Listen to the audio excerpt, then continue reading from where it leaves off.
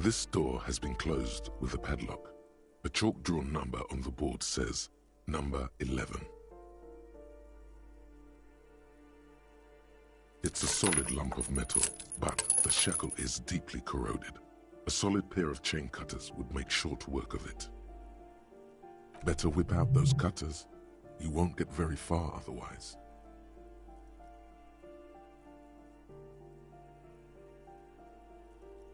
No reply.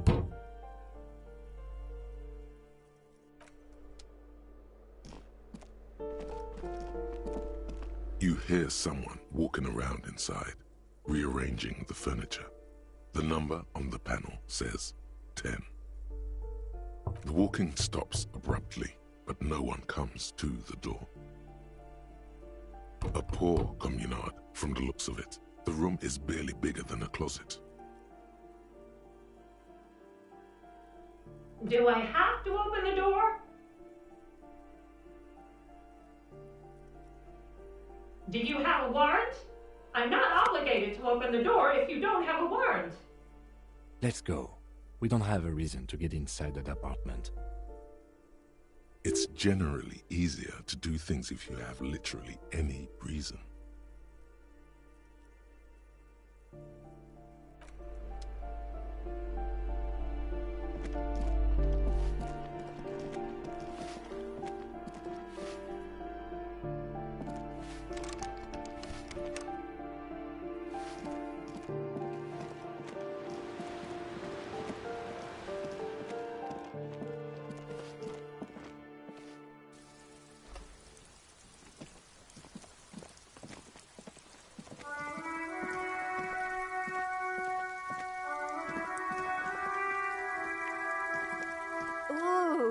The piggies have learned how to saunter up staircases.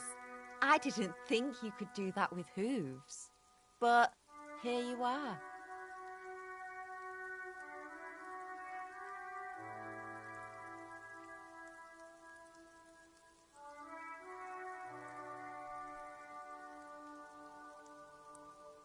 Yeah, I can see that. Cool mutations. That smell coming from her paint bucket, it's not paint, it's heavy fuel oil. Red-dyed heavy fuel oil is only used in government vehicles, or at least that's the idea.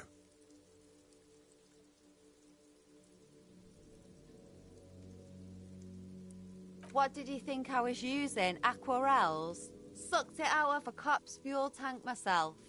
Back in Jamrock.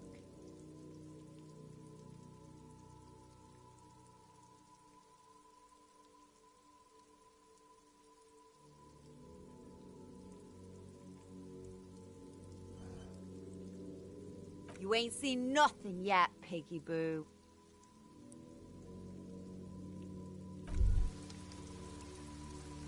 Why does art inspire you so much?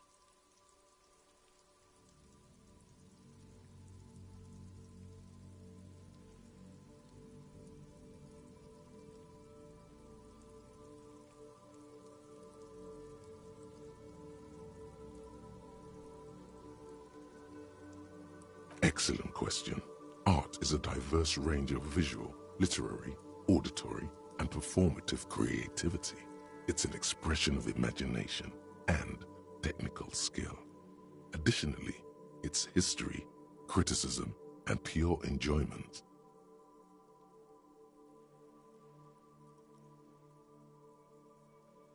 In short, art is the highest form of human communication, representation, narrative, emotion, and agency intertwined. Have you looked in the mirror lately? You have the exact features of a savage art critic, with that beard and those clothes, disheveled and prophetic. Perhaps you should try to critique architecture too.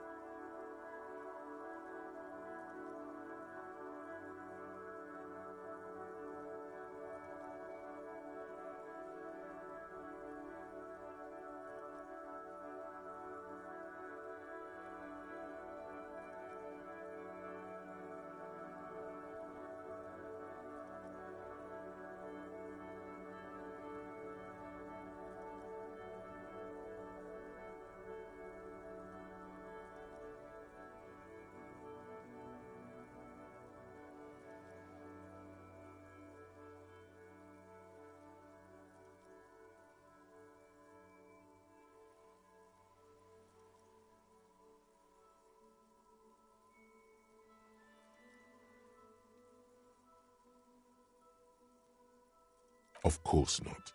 It's autism, box drawing, masturbation with a ruler and a sextant or whatever they use. You should demean and criticize the genteel institution of architecture while extolling the virtues of the pure arts. Only the most experimental kind.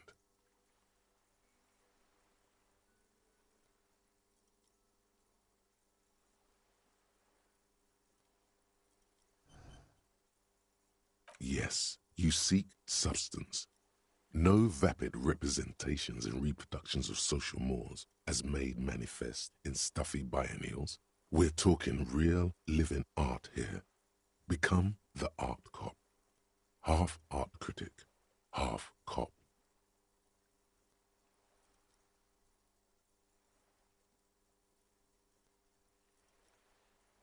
Quit being so indecisive. What are you going for here? Some kind of indecisive and camp aesthetic now? Strike a bold shape here. Go art or go home.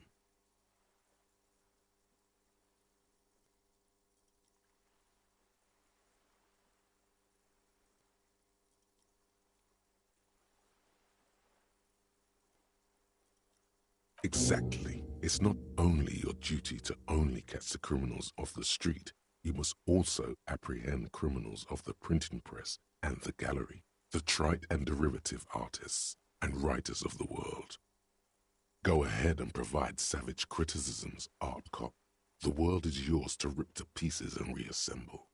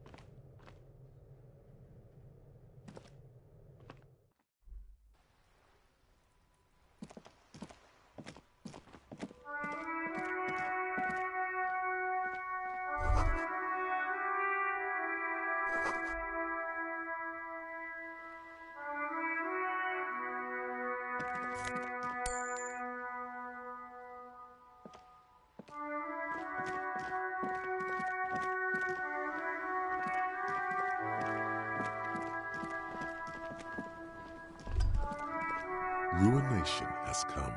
The broken arches betray the once grand history of this building. It towered over the harbor until it happened. A great force from the northeast fired into the city. Heavy artillery shelled the coastline. Fired from the water, a straight shot into Revachol.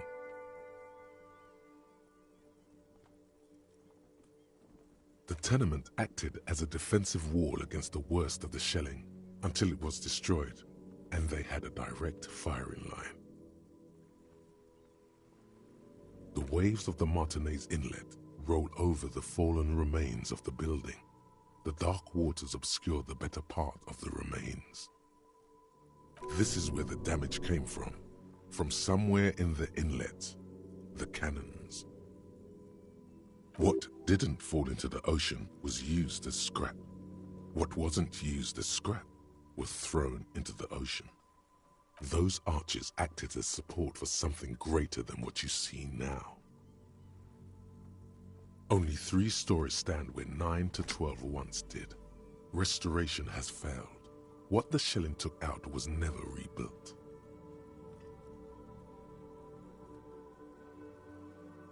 A fleet, the combined armies of Occident and Grad, with Mesk volunteers, a 5-nation army, hundreds of vessels.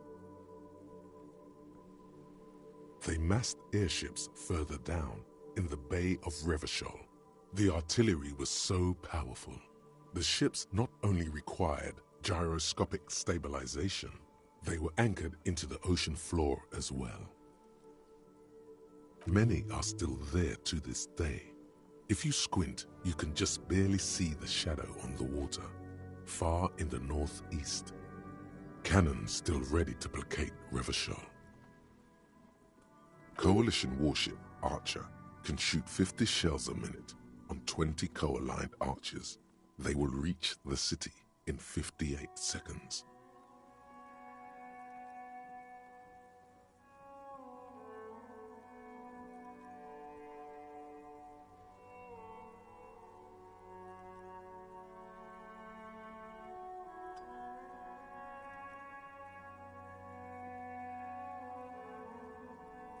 The coalition.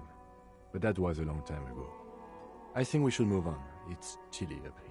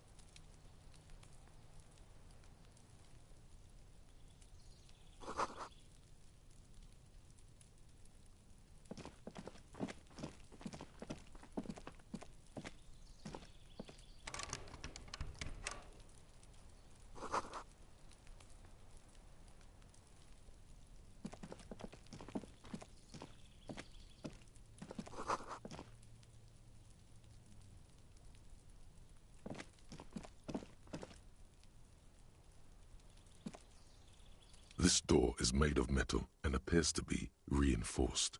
Someone here really values their security. Number 28. This is where the cleaning lady said the smoker on the balcony lives. Let's see if anyone's home. Knock on the door.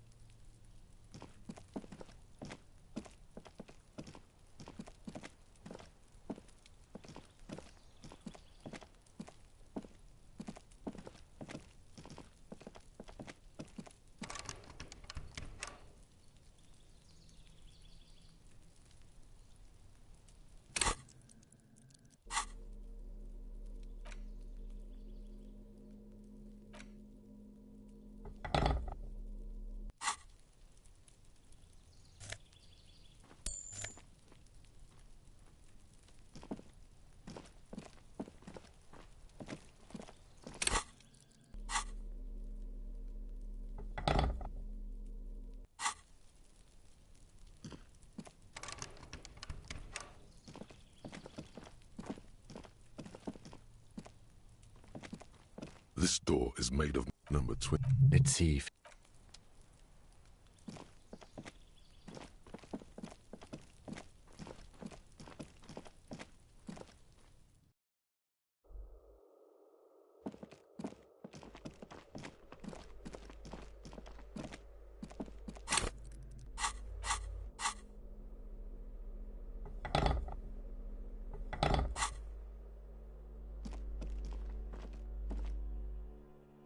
This door has been closed with a padlock. A chalk-drawn number on the board says, "Now, what are you doing? You're trying to cut the body of the lock with the chain cutters, and it's really not working." I believe it's the shackle you mean to cut, Detective.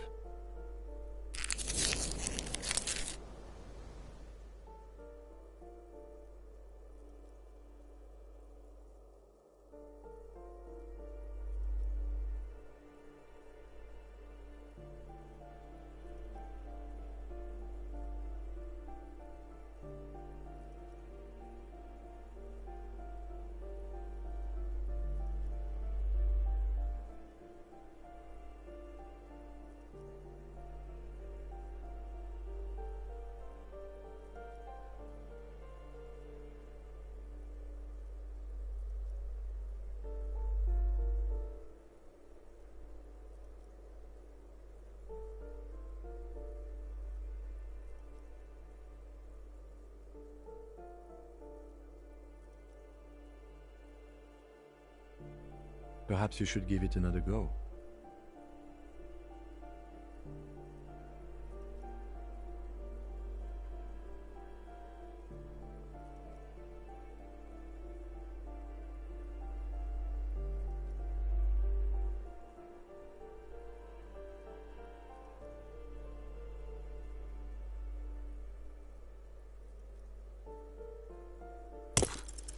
The shackle snaps like a twig, and the lock falls to the floor with a little thud. After you, Detective.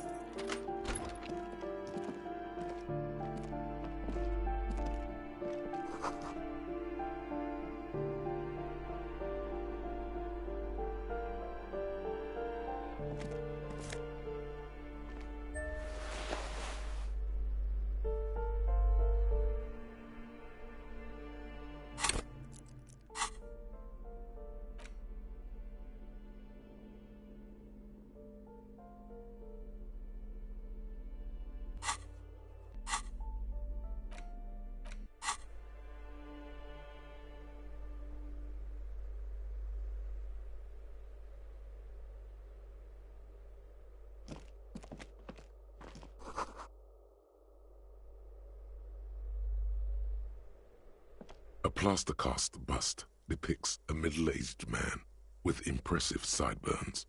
The name on the plinth reads, Kraz Marzov. Honestly, he does kind of look like you after all.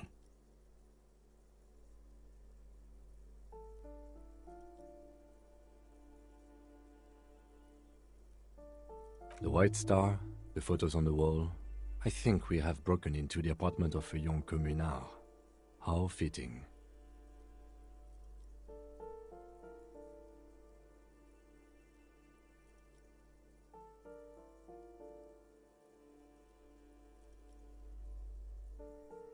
Hold on a second. Is this why you broke in here? To find out whether you're Krasmazov? Sure it is.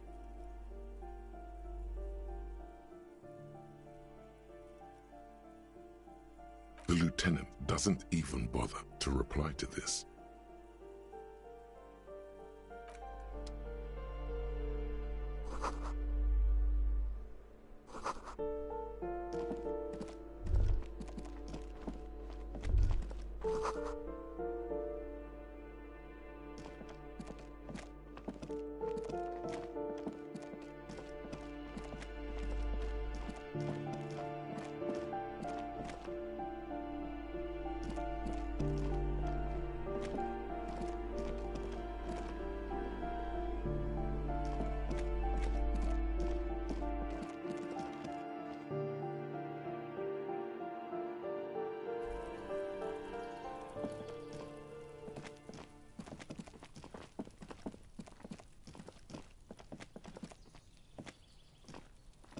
This door is number 12. Let's see if anyone's home. Knock on the door.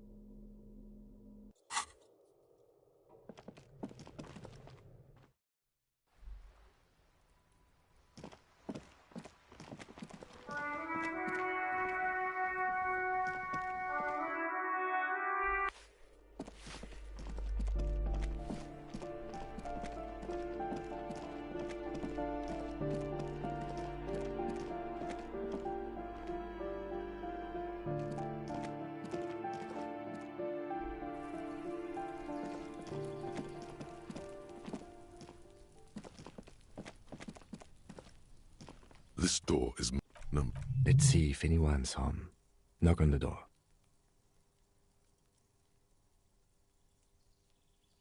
No one answers. Looks like the young man we are looking for isn't home. I think our best chance to catch him is in the evening. We should return tomorrow after we have finished with our day's work. How about 9 p.m.? Sound good?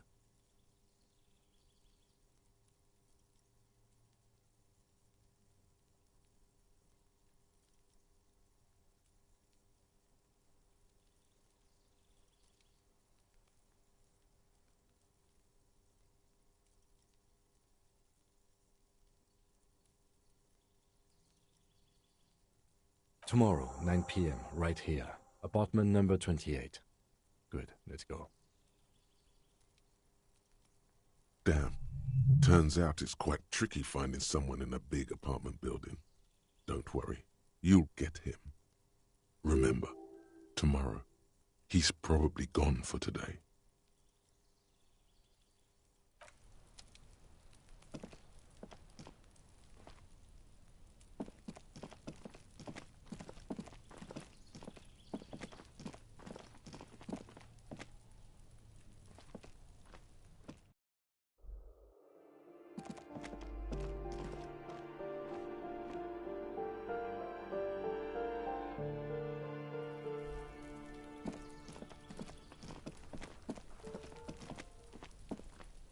The door to the Weasel's den, guarded by the lion-head knocker. Both have seen better days.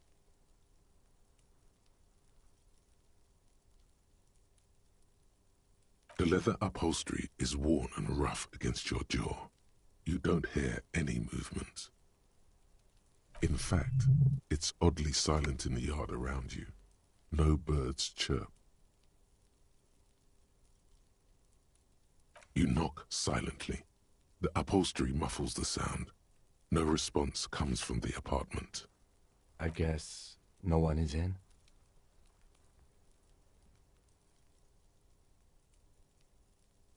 Let's be honest. This isn't what I joined the RCM for, but every day tells you something new about yourself. Apparently, working with the local union boss to get info on an investigation is not something I'm squeamish about.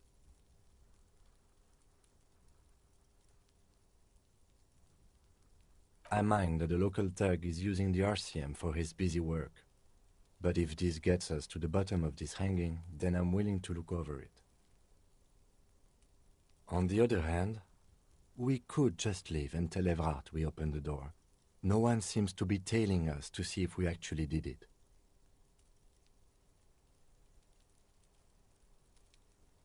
Yes, presenting a fabrication is known to get results here and there.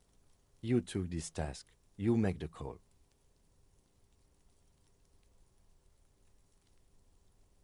The door is right here.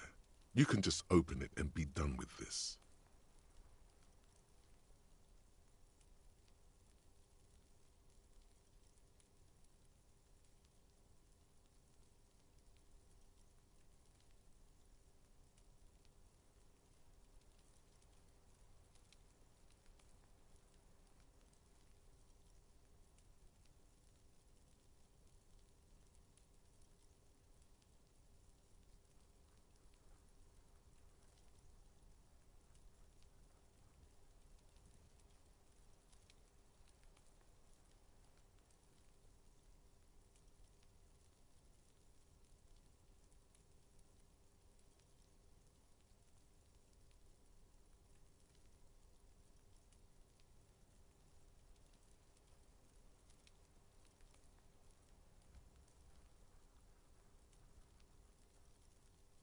You try to be as silent as you can. It takes a bit of rattling of the handle to loosen the bolt. Finally, the door unlocks with a small clack. Thoughts race through your head. There's nothing else to do than to leave and tell Evrard. No conceivable reason for you to intrude on the premises. There might be important information in the apartment. I mean, there might.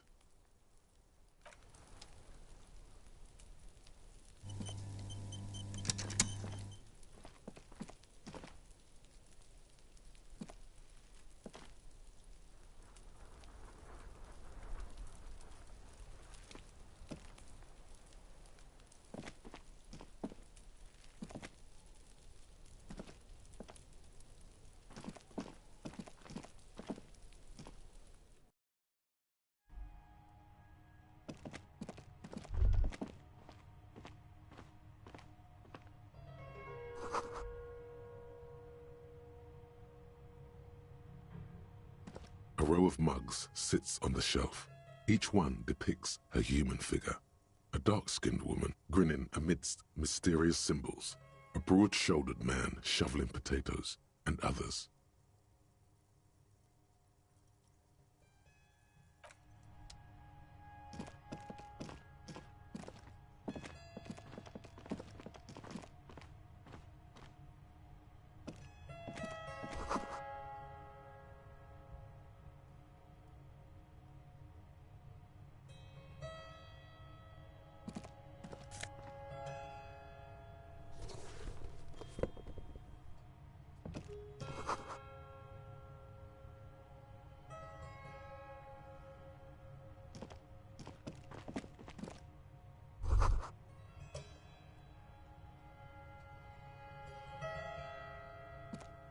This is the flag of Revachol, the suzerainty. This isn't just one sun, but there are little suns dancing around the big sun. This is the sevenfold sun miracle. It's an optical atmospheric anomaly the first settlers saw. Happens in cold weather. 6 small suns around the big one. This complex halo phenomena is how old Revachol got its flag.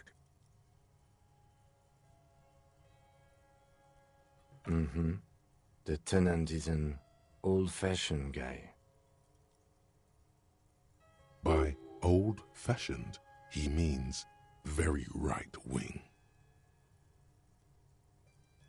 The flag doesn't seem to mind. It's just a colorful fabric with a sun sewn onto it. Like all feudal flags, it looks like a children's drawing.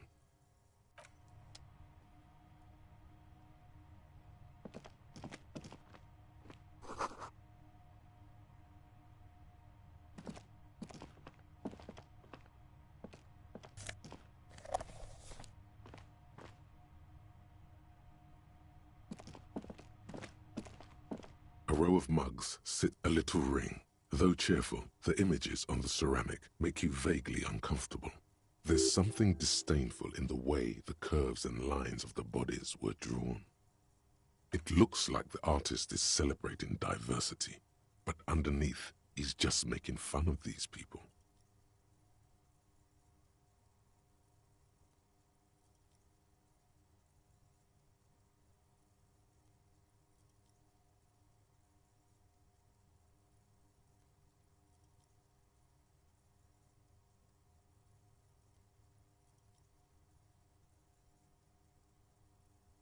No one's telling you to like him.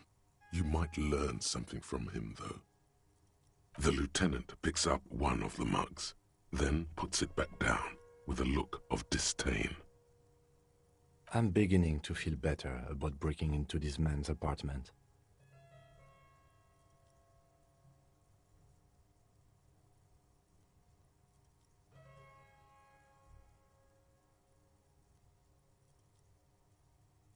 Yes, your broken mug friend would feel very much at home here. The same humor, the same mocking lines. There's the missing tin soldier. Whoever lives here might have used the Whirling's container to dump his trash.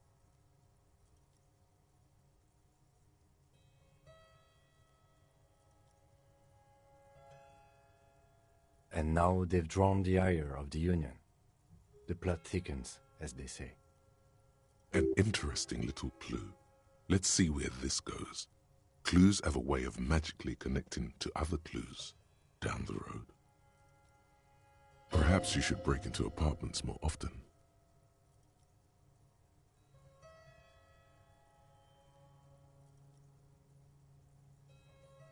Who knows? I'm not expecting too much from this clothes in the trash lead either way. It might turn out to be some random local matter, but still, a nice coincidence. You could ask Everard who this person is once you're done here.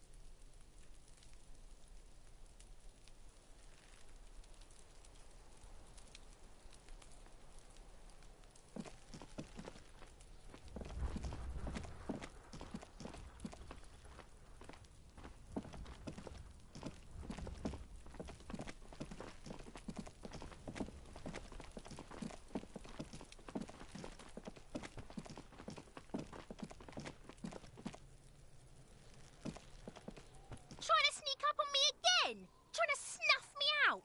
Get away, pig!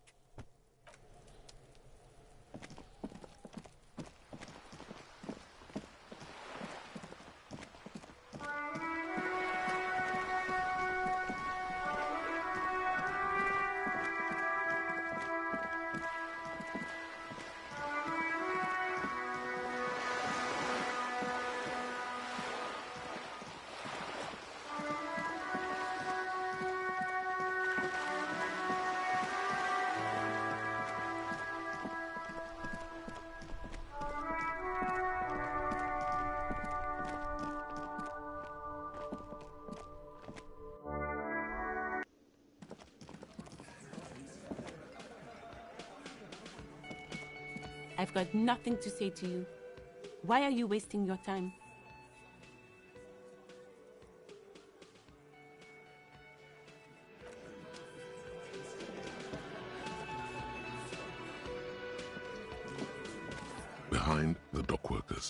A ceiling height window. The hawthorn branches scrape the glass like bony fingers.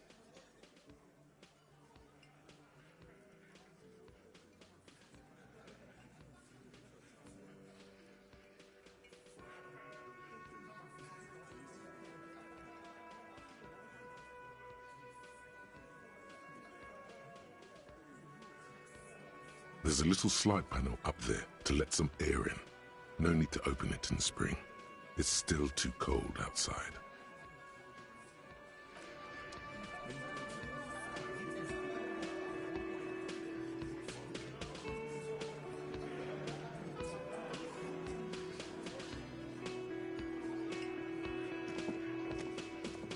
This is where you say your bed.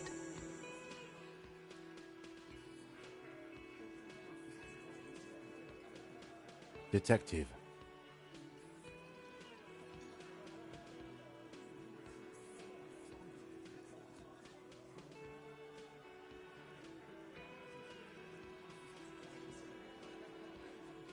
Oh, this is about him. A real looker, that one. You're sure taking your time, waiting for him to get ripe and pretty for you, huh? Oh, he was a real pretty boy by now. Real hot stuff. Letting out that pretty boy smell.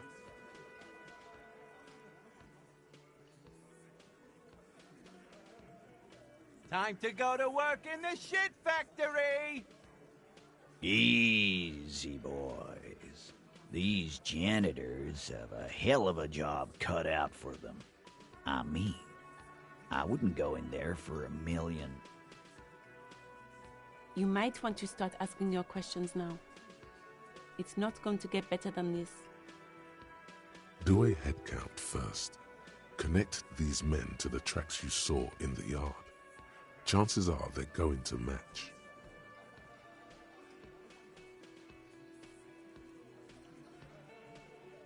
Starting from the right, boot size 44, blonde man, in his 30s, overbearingly masculine. Sitting on his right, standard working boots, size 45 or 46, eldest in the room, probably mid-50s, smoker, quiet.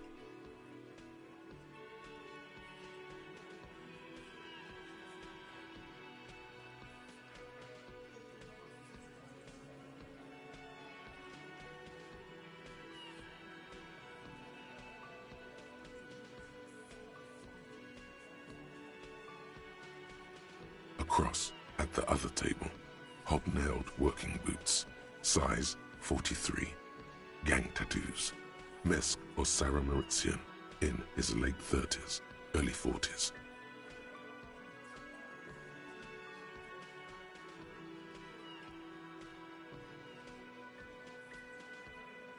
He spent his youth in Villa Labos, a housing project in the Jamrock Quarter. There were incarcerations. Hard to say what else. The ink is fading. And then, standard working boot, steel reinforced toes, size 46, the big dick, wide at the shoulders and lean at the hips, rugby cap, fingerless gloves, and numerous scars, a little under 40.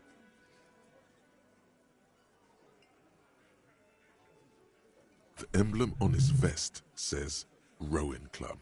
A little patch below it reads T. Hardy, Captain. In the far corner, standard working boot, steel reinforced toes, size 44, 40-something, non-alcoholic beverage in hand. You squint. Is that a plectrum? On his neck. Forget it. It's not important. Let's call this one the musician. Size 41, with the light step. Not a child, after all. An older man with a rat face, mean, watery eyes, and 2 front teeth missing.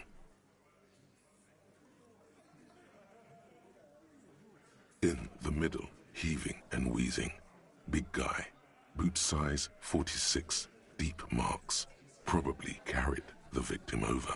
He, alone, is 130 kilos. Add the man in armor, and you could easily exceed 220. In conclusion, these 7 are the actors on the crime scene. The footprints were theirs, but there's a discrepancy. Exactly. You've stood there for about 4 seconds, not saying anything. Hit them with questions. Where's the 8th Hardy? The fuck is with you, fella?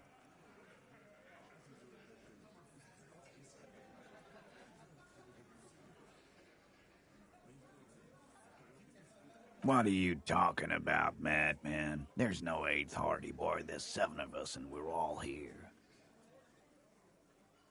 Or what? You want to be the 8th Hardy boy? We ain't hiring. Actually, boss, we've been talking and we think she could maybe... She? So there's an 8th Hardy, and it's a Hardy girl? Who might it be? Elizabeth? The gardener? Shut the fuck up, Glenn! I do the talking here. Now what the fuck do you want, cop?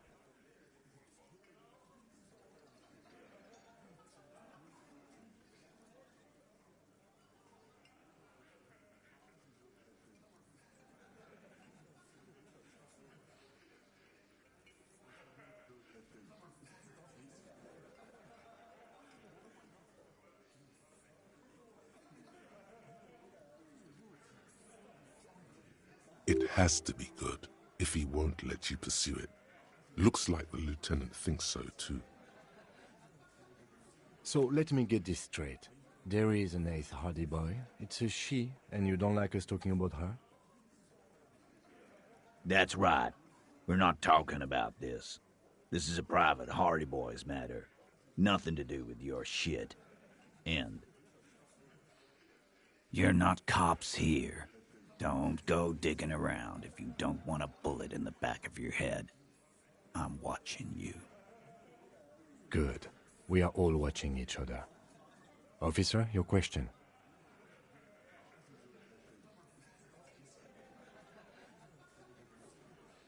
The pretty boy. You guys really love talking about that pretty boy. Funny. But my partner and I have a serious matter to discuss with you.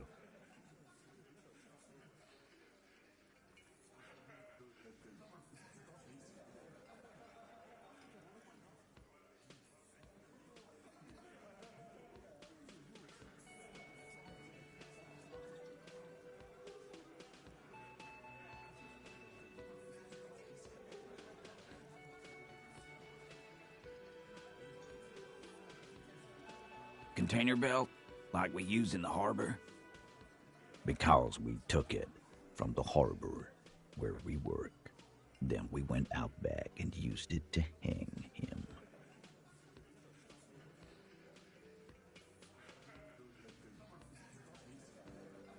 We did this together, all of us, until he was dead. That's why there's a container belt around his neck. There's a catch hidden somewhere. He didn't confess so that you could take them all away. It's too simple.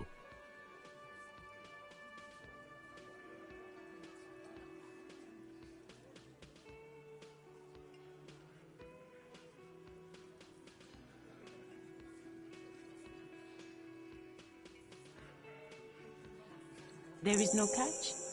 These 7 honest men have all equally come forth to tell you what happened, so that you don't waste any more of your time.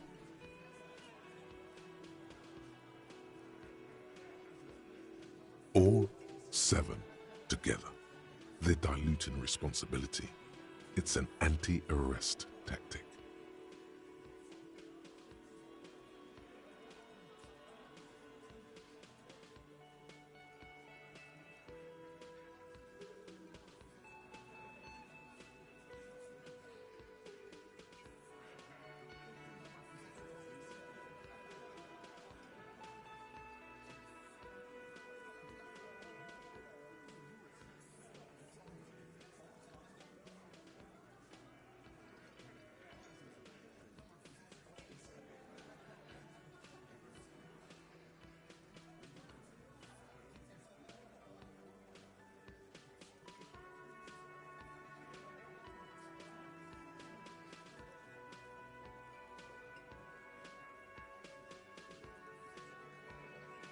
You don't have to answer any of his questions. I know, Lizzie. Relax. We killed him last Sunday night. Seemed like a good way to end the week. Known him? We don't associate with scum like that, asshole. Yeah! Who do you think we are? Quiet. He came around about 3 weeks ago when that Pines cow first sailed into town. Happy? By the Pines cow, you mean Joyce Messier, the representative for White Pines? The same company you are striking against? No. I mean the Pines cow. The stupid-ass cow they sent in to fuck us over. But you know what? Why don't you ask her about the pretty boy? I'm sure she has interesting things to say when you ask her hard enough. That's enough insinuation for today, Titus. Officer, your interview is drawing to an end. Don't waste your last questions.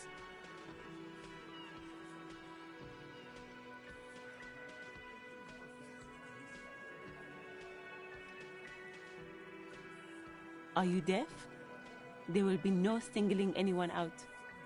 You can't arrest a Hardy Boy without arresting all Hardy Boys. Do you think you could do that? Do you think you could arrest them all? A trick question. Don't let her lead the conversation.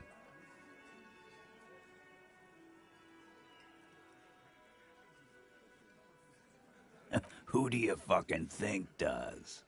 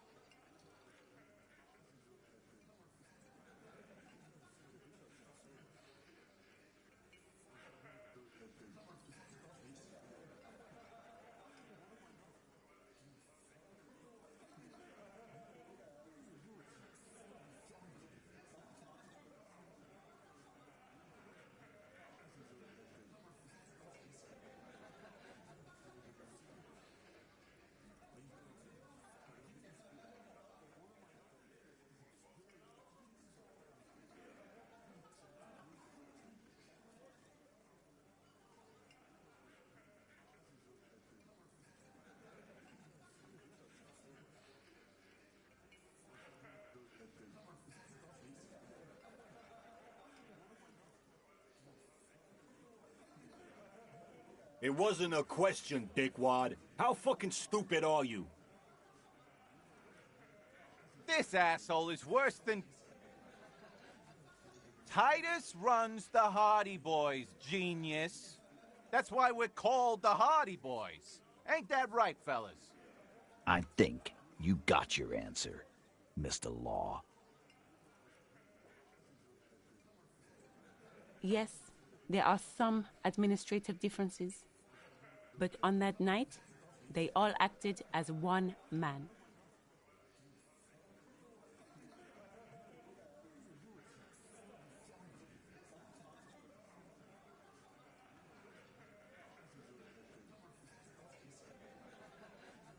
Why?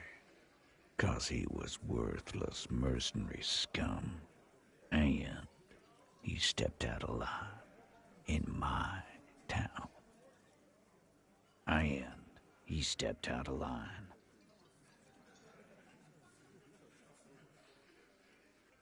What kind of mercenary? The kind that shows up when you start a strike. The experienced kind, too. Had Kohoy and Semenine written all over him. Ex-Oranese Special Forces. A live grenade. Right here in our bar. I can't prove it, but I know he was sent by the Wild Pines. They hire merc shit like that. Story of every strike from here to Samara.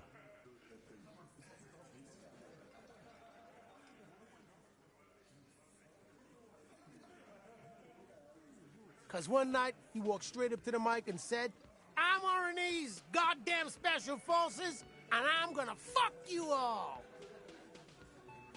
Really? Yeah, really. Had a gin and tonic up there, sang some Oranese paratrooper song, and said he's gonna fuck everyone. We couldn't believe it either, but he fucking did, right there. Like some kind of animal. Sire, the tale is true. This is a serious violation of the karaoke code.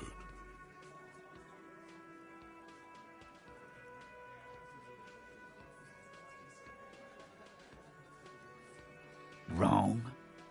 He harassed women, raped one, harassed workers, threatened to kill some as a warning.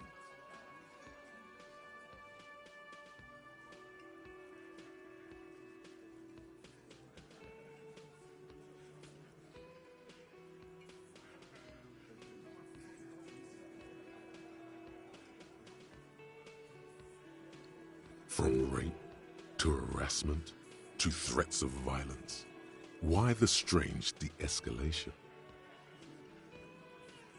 To kill us all, if we don't open the gates, if we don't let the scabs in, if we don't bend over. That was before he started coming here.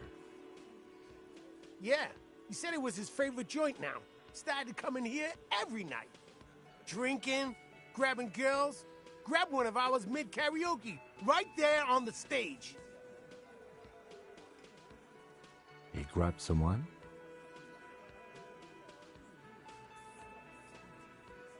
Yeah. This girl's on the mic. A beautiful girl. Young. Gets into the second verse of Lover Lake. The fucker grabs her legs, starts screaming.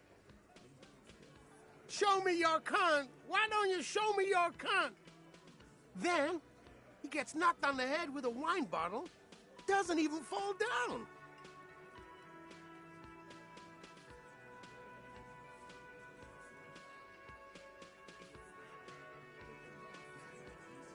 Aren't you fucking listening? My man is talking to you. He took care of it. They got the girl out before anything else could happen. Yeah, me and Eugene got her out. Aren't you fucking listening? There's something odd here.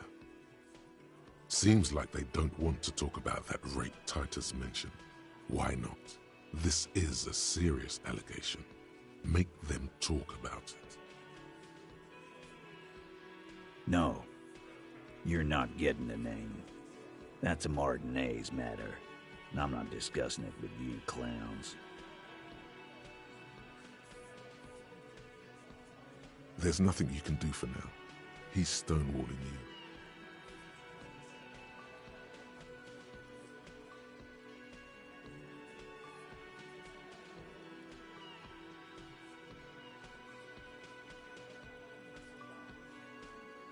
We hanged him up by his neck until he got real still. Wasn't that obvious, Copper? Didn't they teach you anything at the cop school, idiot? This is where an autopsy would come in handy. You have to work with what you know.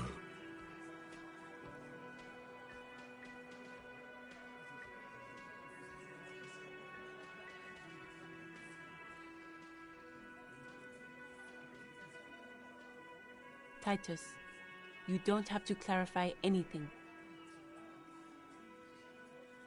We overpowered him, dragged his unconscious body to the tree, put a noose around his neck, and hanged him till he was dead and steady.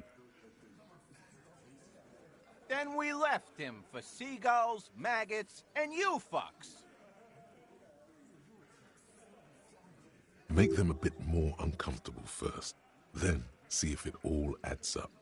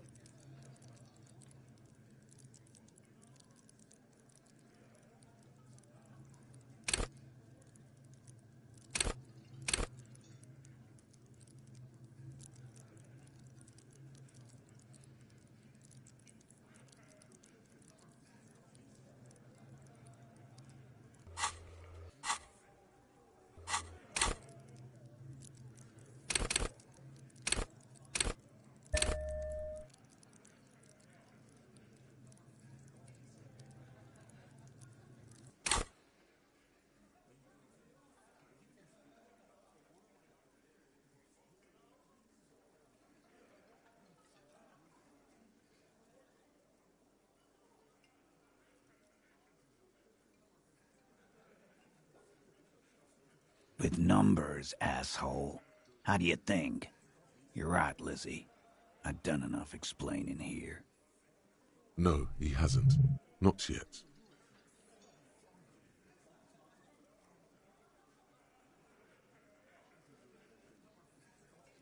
Weren't you fucking listening?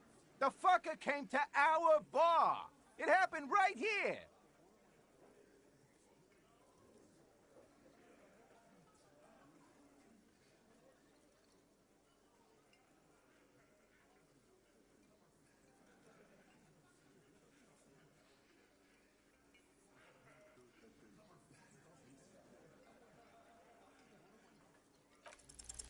Titus is solid as a rock, and so are a few others.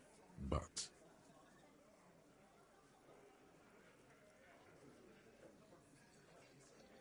Elaine, who looks like he might be Titus's right-hand man, the least antsy of the bunch. Definitely not his first time being questioned by the police. This little rat-faced fellow is solid, too. Always fidgety, yes, but no change there. Him neither. Mostly keeps to his tomato juice, or whatever he's got there.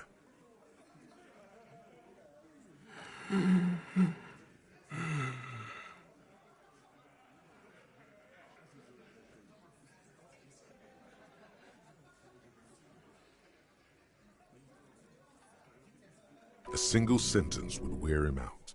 He can't take the length of the questioning. Keep it going long enough, and he'll crack.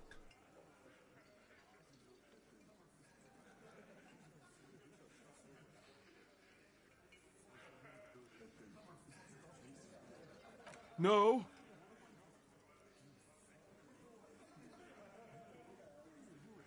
Of course he's having trouble breathing. Just look at how fucking fat he is. Fuck off, Shanky. Angus is a powerful guy. All muscle. Keep your eye on this powerful guy. Sooner or later, he's going to break like a piece of twig.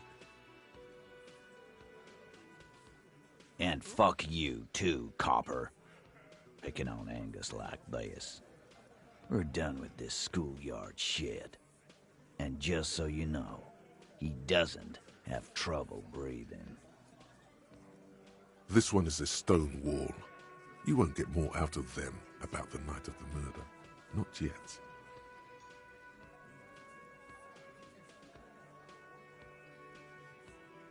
Like what, Copper? How many people have you sent to the Shays? Ever felt remorse for them? Chaise électrique is the method of capital punishment in Revachol under the Coalition. During the suzerain's reign, it used to be the firing squad. Or send them to Reunion to rot. For 20 years. For life.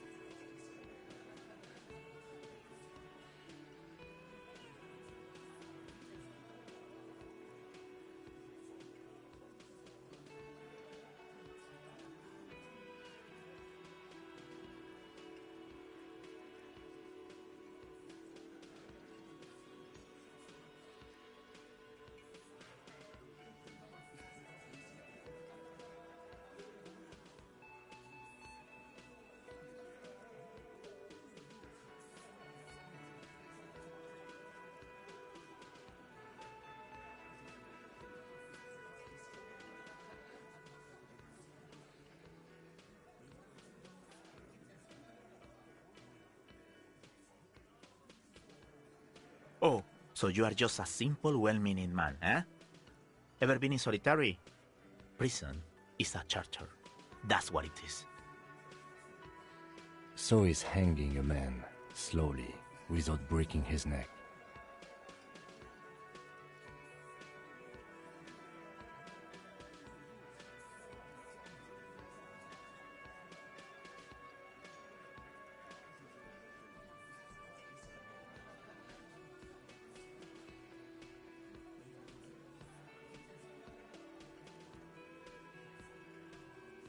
Nothing.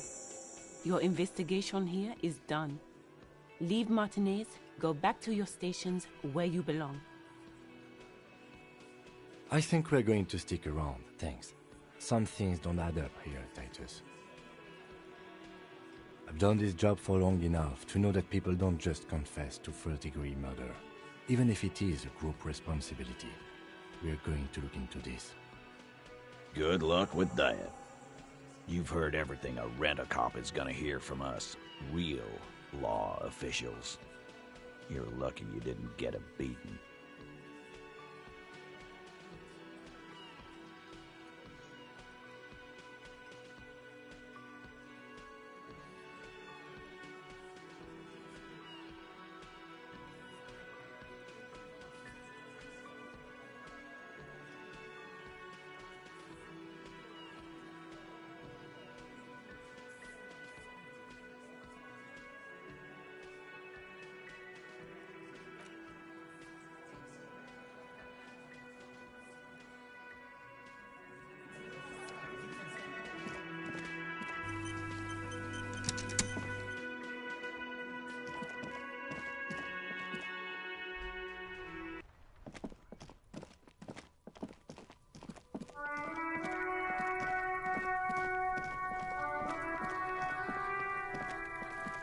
The man before you is naked, but for a pair of underpants and white boots. His skin is marbled with decaying veins and blotched by lividity. On his chest, a fading web of tattoos. The cargo belt used to hang him from the tree looks reinforced.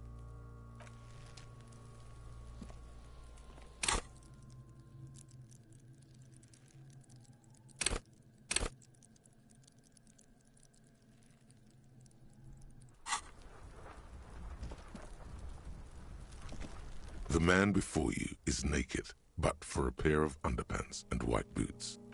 The steel-reinforced belt presents a unique challenge. I brought chain cutters, but I don't see a good angle of approach to the belt.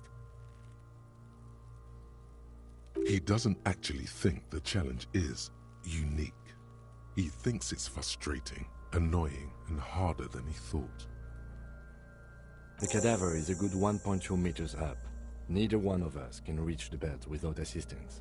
And even if we do, there's the question of cutting the airship strength material.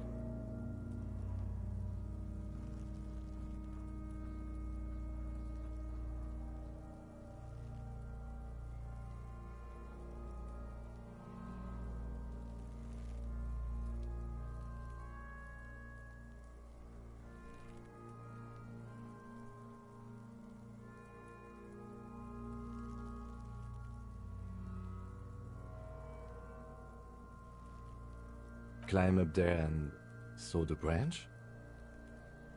There has to be a less risky way, with less falling down of trees.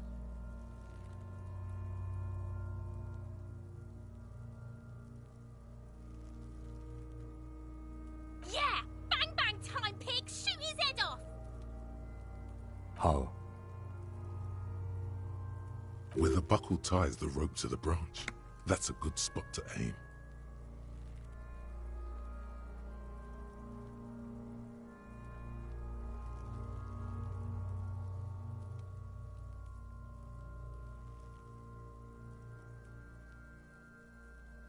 Where? Ah, yes, I see. If the shot hits that, there might be a chance to release the belt. Yeah, now we're talking. Entertain a Kuno with some shit. They'll miss! The pigs will miss Kuno!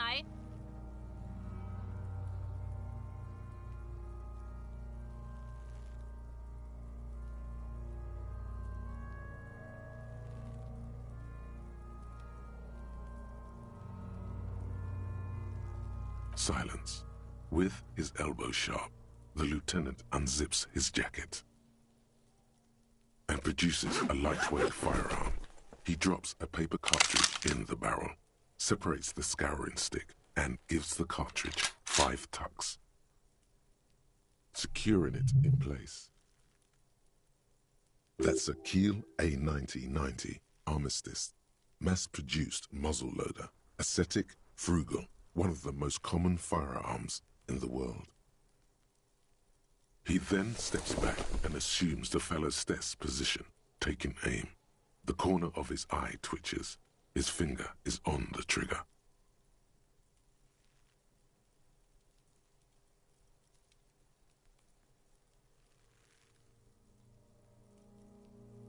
He's gonna fucking miss! The kid's voice is drowned in a shrill blast that echoes off the walls of the surrounding tenements. A cloud of smoke slowly parts in the air as the... God damn it. A lot of things were wrong with that shot. The fellow's test was the wrong choice. His shoulders were raised, but above all, he cannot trust his eyesight. Fucking idiot! Mookaba asshole! Kuno could have hit it easy, but then Kuno's not fucking handicapped, is he? Kuno's sorry too. Kuno feels sorry for the Beano Cloud. The lieutenant doesn't say a word, just looks at the gun in his hand.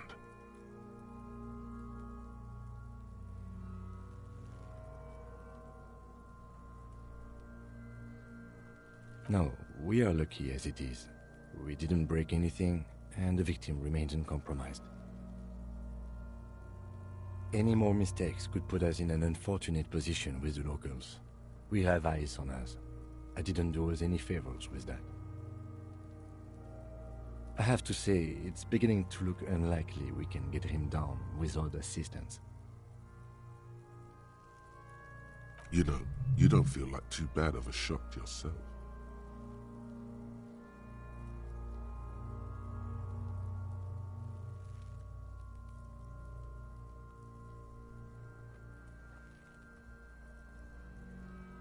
It's bad as it is, us shooting firearms like punks.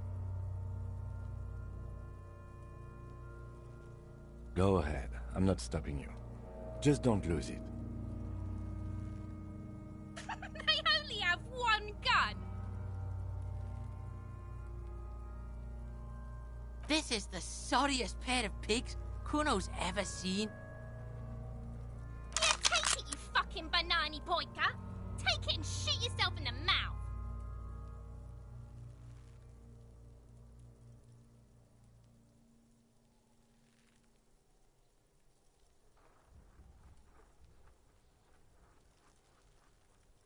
The cold piece of bakelite and gunmetal is surprisingly light. Your fingers fit right through the guard, instinctively resting on the trigger. You've held this, an A9 Armistice, before. At some point, it probably used to be your choice of firearm. It still feels comfortable. like you never laid it down. The fuck are you waiting for, Kuno? Tell him to shoot himself in the mouth. The buckle comes into focus in your sights. You stand with your feet planted firmly in the ground and your left hand supporting your gun arm. Why don't you just shoot yourself in your mouth? At least you won't miss.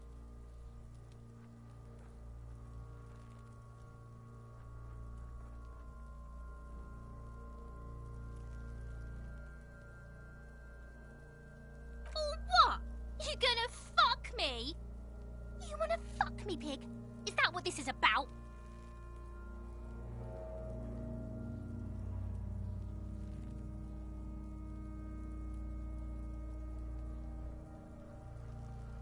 Your field of view narrows. The branch slowly moves, becoming entirely two-dimensional. The metal buckle glimmers, catching the noon light as the corpse slowly rotates. The slow movement of the branch in the wind and your shoulders directing the gun sync up, dancing hypnotically. Look, he's crying. You gonna cry now, fucking faggoty?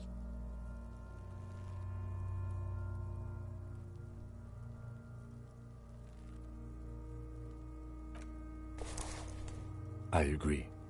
Enough gunslinging for today. I suggest we go to the harbor and ask the leader of the Union to help us with the body. I would have preferred us not to owe the Union anything, but we clearly cannot do this ourselves.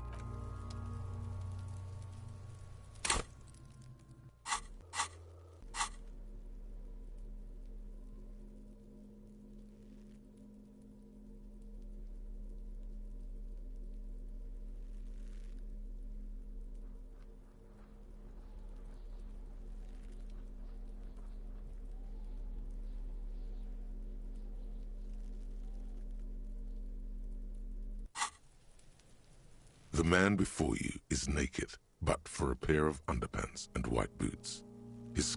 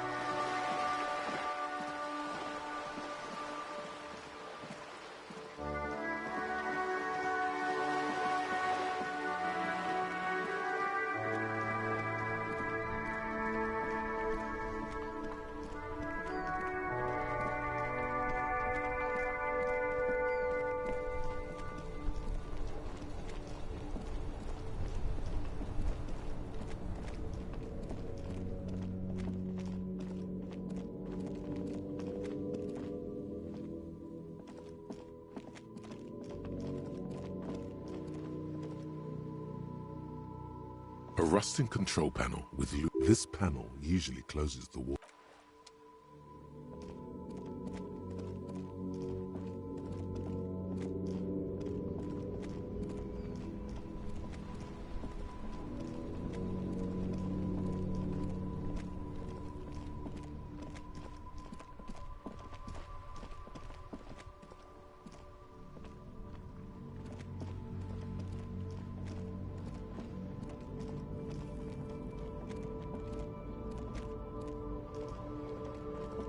Now it's turning into a kind of a snow limbo, man.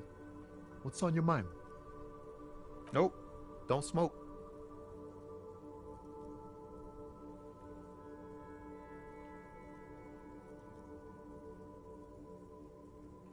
Some of the other drivers do, though.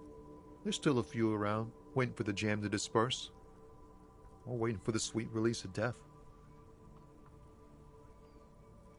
Yup, nothing wrong with that statement. Your senses have nothing to add. You left the ask around elsewhere. You could also check the kiosk down the street.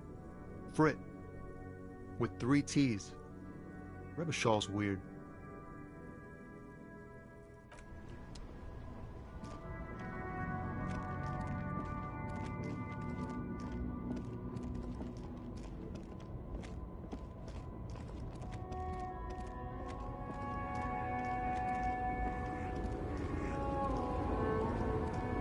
The woman still has her eyes fixed.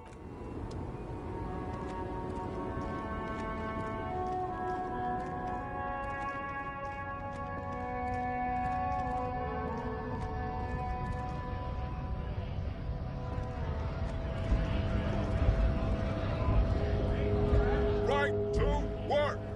Right to work! Shame on you!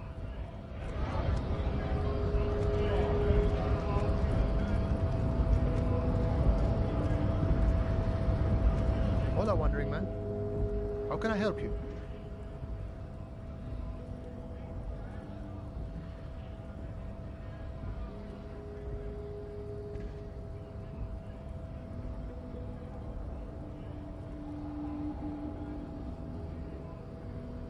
Yeah, the janitor who gave me the key to his apartment said the guy's a bit of an asshole.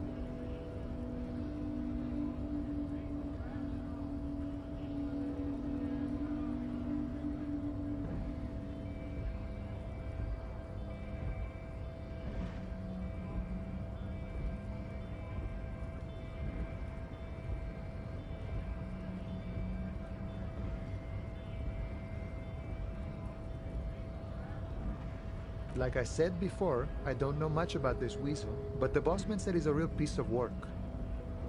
Thanks for helping out, friend. Los Ardis? They're an independent militant group. A bit too high-strung, but it comes with the responsibility. They're sort of like you. Preserve the rule of law and all that. Except it's Everard's law. But really, they're just like you.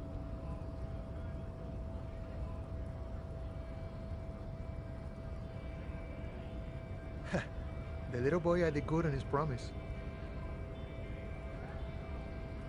To get me into trouble. To sick the pigs on me. Pardon the choice of words. Not mine. What happened? I was asked to look into that armor situation. Official union probe, you know. Track it down, see who took it. Did you? At first I thought, why not? Maybe the pieces can feed the strike. Buy us a few more days under the sun, you know? So I went to this boy. He said he'll make me his prison bitch. He's got eyes everywhere, the cops in his pocket, and he's the king of Jamrock. Serves me right for doing menial footwork. I dropped that probe right then and there, and it still got me into trouble. One bad move is all it takes.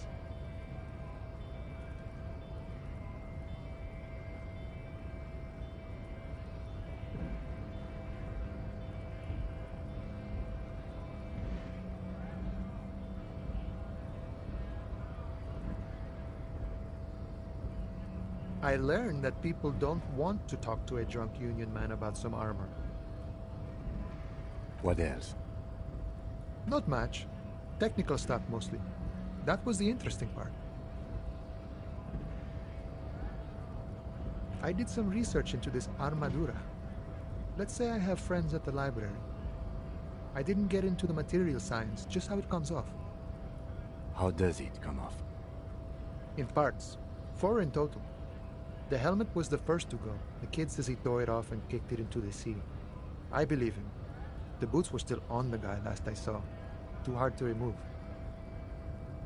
So, as I count, there are 2 parts missing. The gauntlets and the cuirass. This is where I left off. Too much hassle. More like a job for some militia.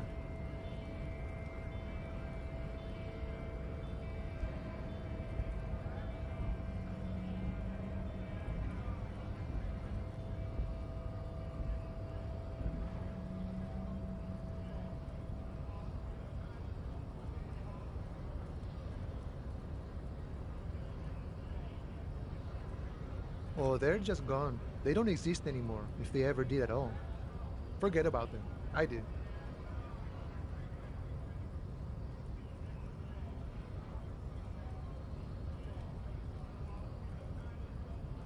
All of it?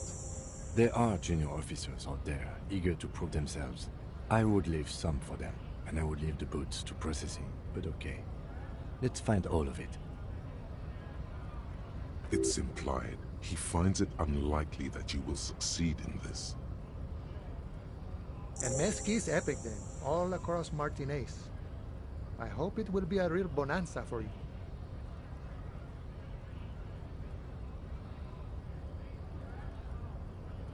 It's a minor nuisance. It's all good.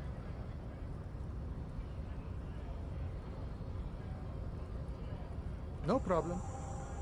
If you see that kid, thank him from Call Me Mañana. Thank him for showing me the way.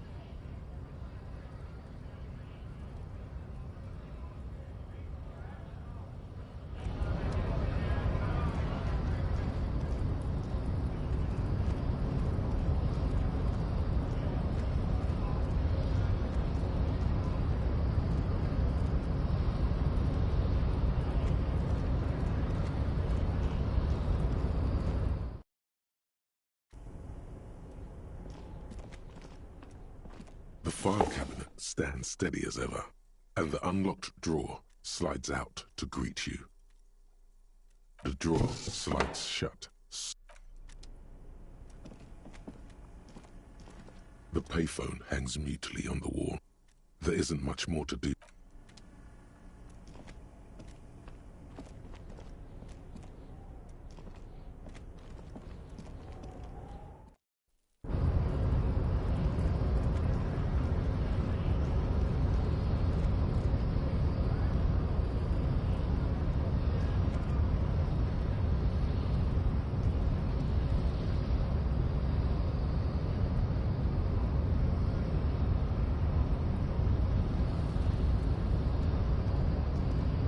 Body betrays your degeneracy. Yeah, Measurehead. His body totally betrays his degeneracy.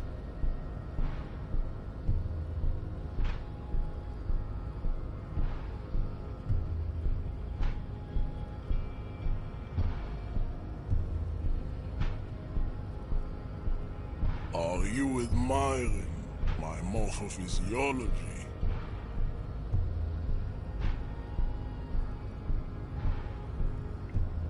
It must be frightening to stand in the shadow of this racial pinnacle. Be calm, Sandwich. You are not in danger, because you are not a threat to me.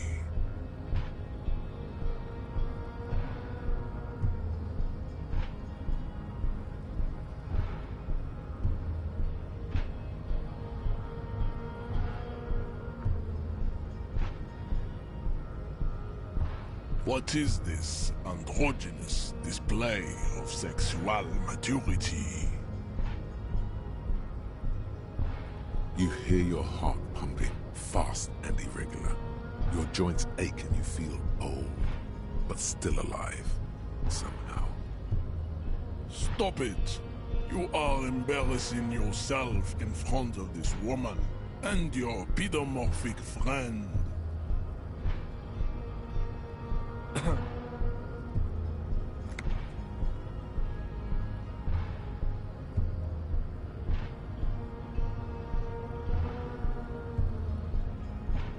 This display of weakness may appeal to older women with a stronger maternal instinct, but it is a liability here on Battlefield Martinez.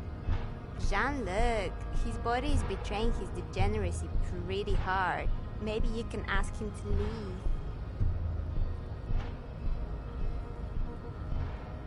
That is precisely the negligence that has led you to succumb to Al Ghul. You reek of it. An invisible sword of Al Ghul emerges from your throat. You cannot see it, but others can. It is making the woman in my company sick.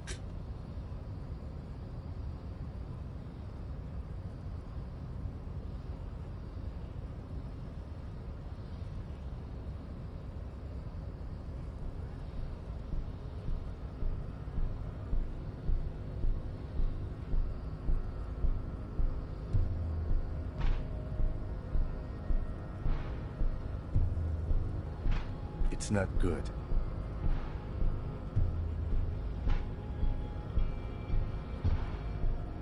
It's like a rat crawled into your stomach, got drunk and drowned.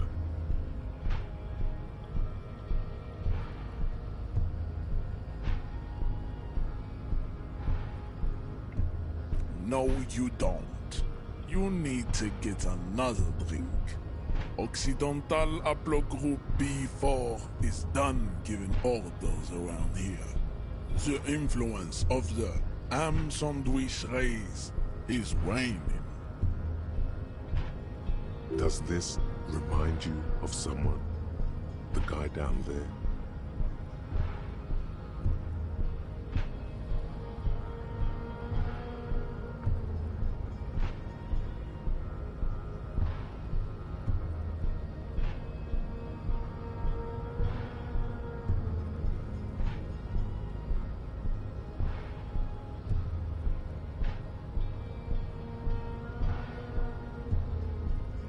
Look at my craniology.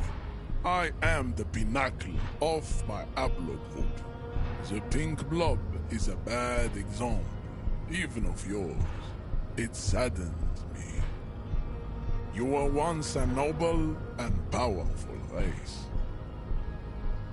You gave the world eugenics, electricity, and powerful weapons of war like missiles and aerostatic aircraft. You made great gains in metallurgy, race theory, and statecraft.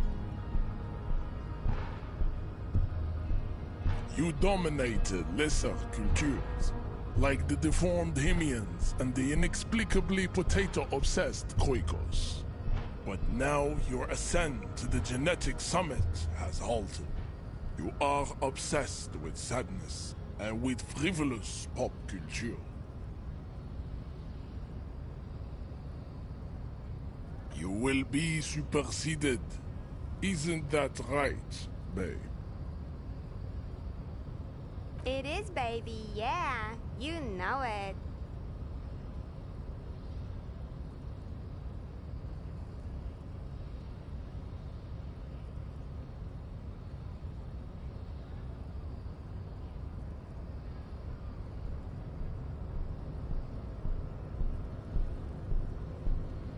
Enough with this begging. You should leave the stage of history with dignity by inviting the other races to a great world war. Bring your troops to the Simonine Islands and to Boogie Street, and we will pulverize you. When you are gone, we will build a museum for you.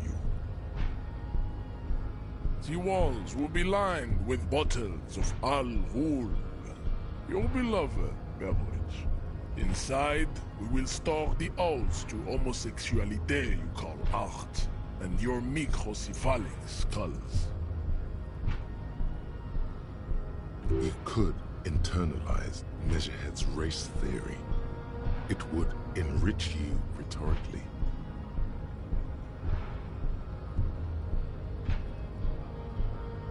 Well, not as such.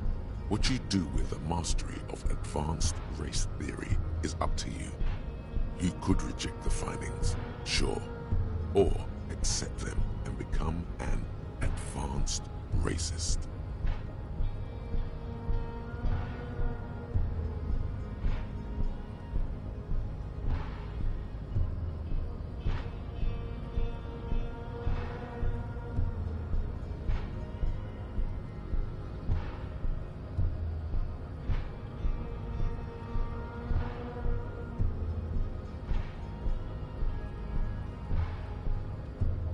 He does not so much as glance at the object.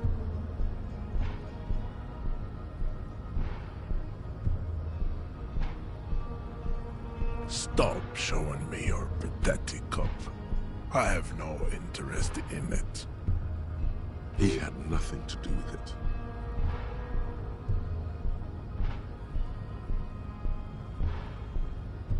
I am not the first line of defense. I am the last. In addition, these so-called Hardy Boys are an effeminate clique of bodybuilders. Their company is spiritually degrading. You pick up on something artificial in his tone, like he's putting on an act. This is unlike him. He is usually more himself.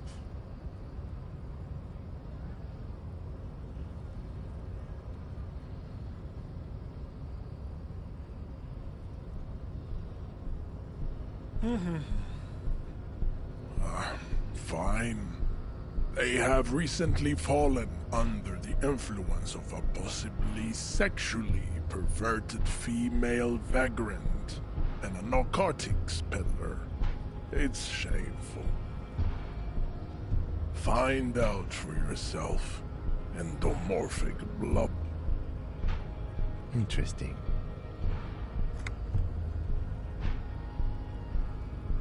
Racists are generally not very good examples of their race. Welcome to Revachol. You hear him yell at a redhead woman visiting the fritter nearby. He must think redheads are immigrants. I am not like them. I am craniometric perfection. I have taken the trouble to permanently draw a phrenologic grid on my skull and features.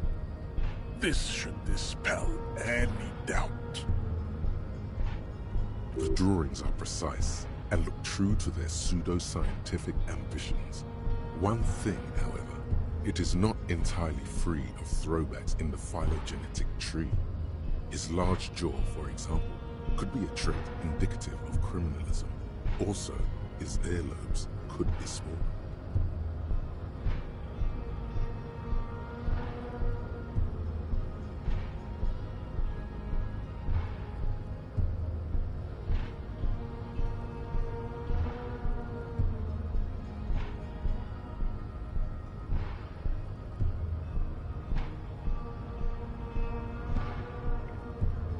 Atavistic stigmata makes pussy say yes, plenty.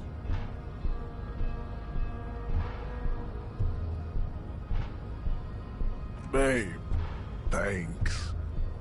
But I got this.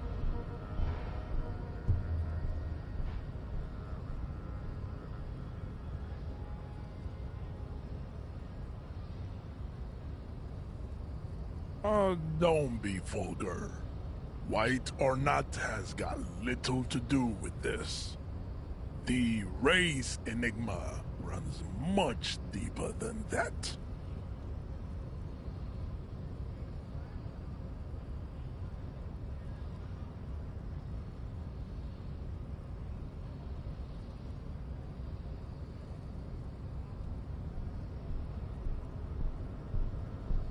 Mr. Claire is a man of vision and means.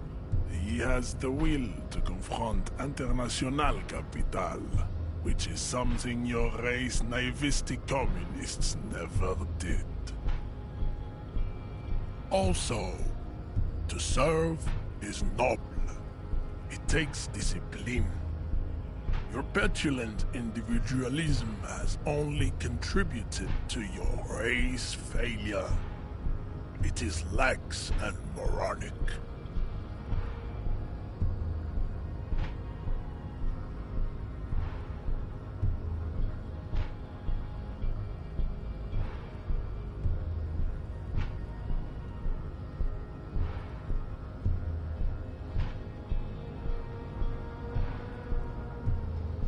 Jam. Individualism. You have gotten these ideas from degenerate youth culture, have you not? You have picked them up from rock and roll songs? Offshoots of the Seminoles people invented disco while having sex under the influence of cocaine. It is a shame upon my race. But what is done is done. I am not surprised you enjoy it so much. This has happened to many of the side products of the inevitable cultural victory of the Seminoles race.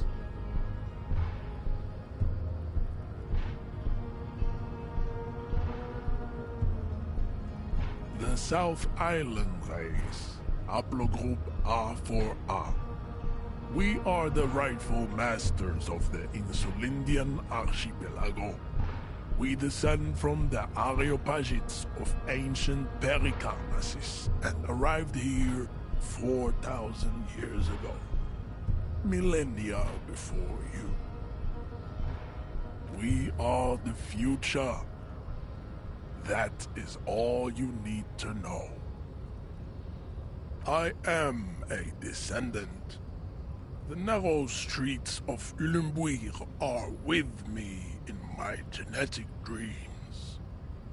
I see young Seminoles women walk into the grey mass on Ile de Fantôme, waiting on immaculate conception from the pale.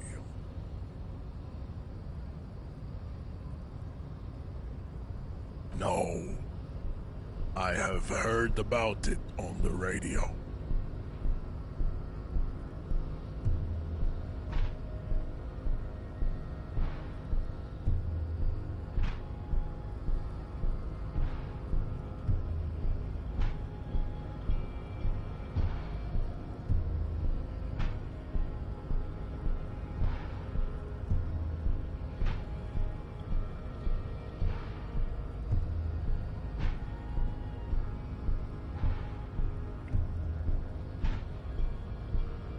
I'm from Couronne, and no, it is not just in Revachol. The city is central to the Seminoles strategy. Spreading through its trade networks, our culture will dominate the world. You have heard enough about our phylogenetic secrets for today. You have extinction to come to terms with. Think upon it. I think this racist is better than the last, but the next racist will be the really good one.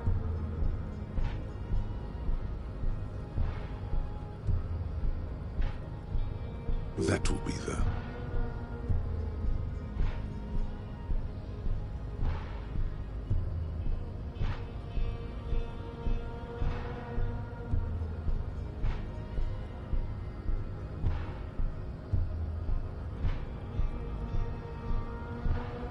He will grant us 3 wishes.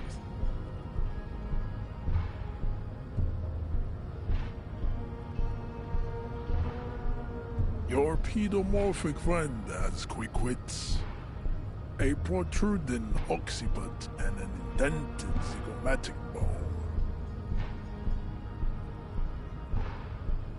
The lieutenant does not flinch. You should keep him close. The congenital defect of farsightedness does not render him a complete invalid. He still has the use of his mind.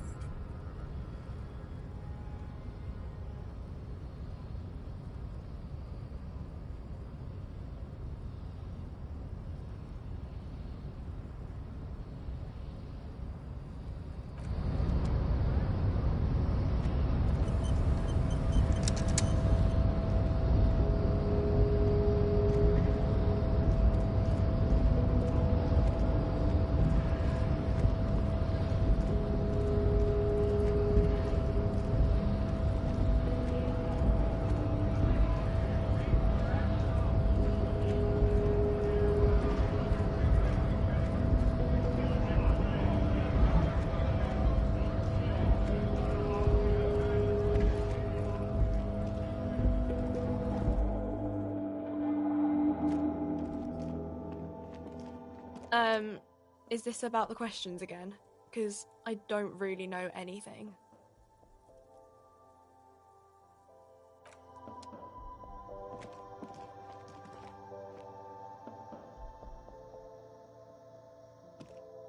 You see several packaged raincoats fill a low shelf beneath a display of croissants and juice bottles. The raincoats are transparent, except for the big fritta. A colorful display of cigarettes and alcohol bottles line the shop wall, inviting you closer. The bottles wink at you in the light. The smokes too glitter in their wrapping. It's like looking into a kind of heaven. Your knees are weak. There, in that dark green glass, all in vain. The great flowing river of warmth, wine, alcohol, beer, alcohol, love, alcohol.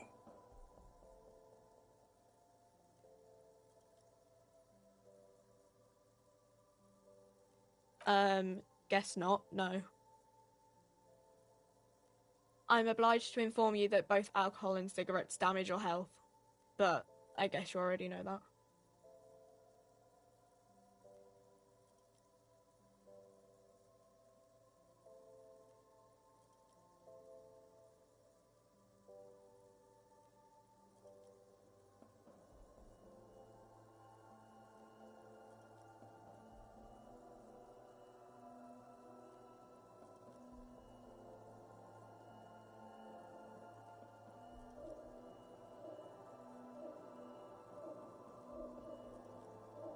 Here you go, mister.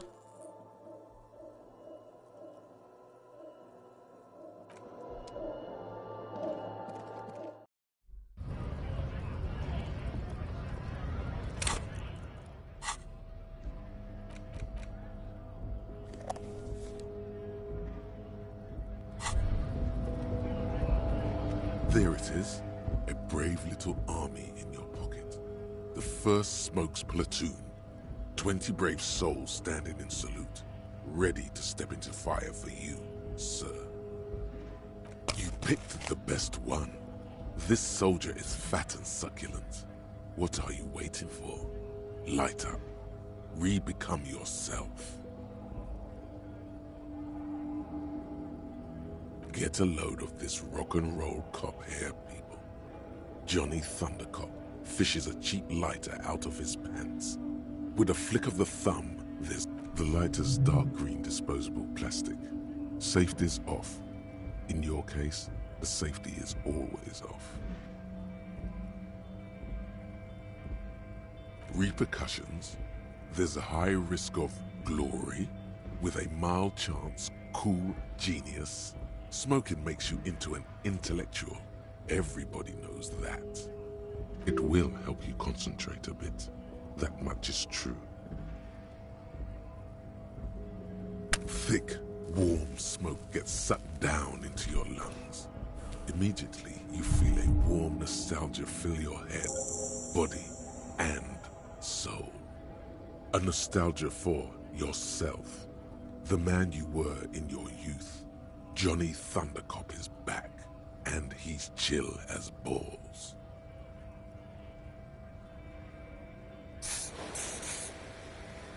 In the bottom right corner of the screen, there's a cigarettes button.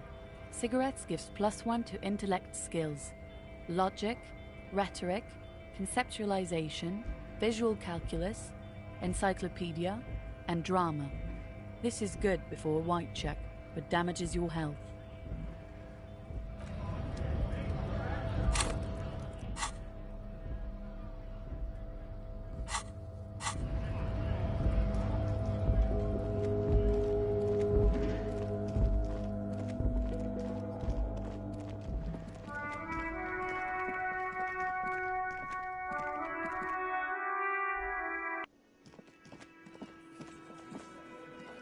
Looks like the circus left town, but the clowns are still here.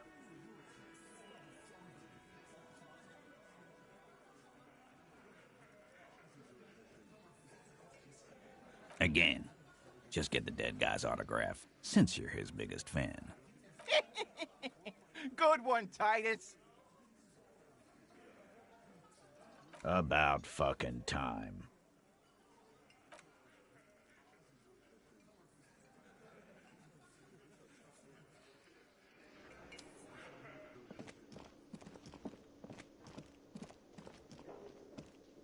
Can I help you? Another thing. Great. Yes?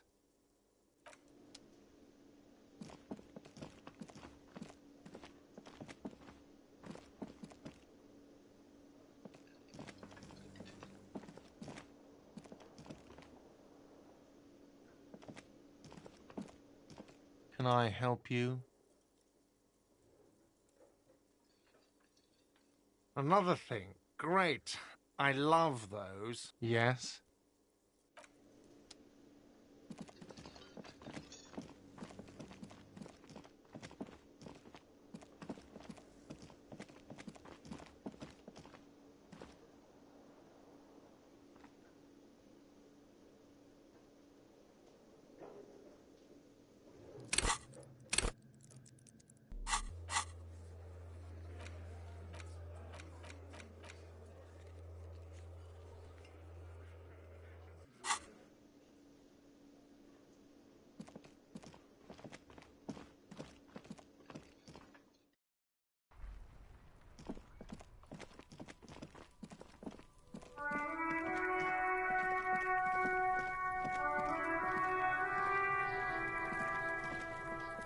Fuck does Kuno care?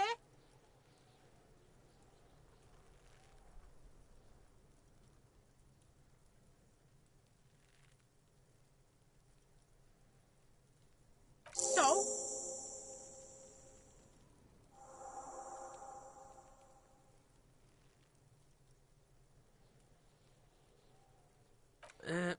Fuck, okay. Kuno's a giver like that, yes? Kuno sent your fat ass running around like jello! Look, pig. Kuno sent you to rough some people up. Kuno played you. That happened. Now you and Kuno should move on.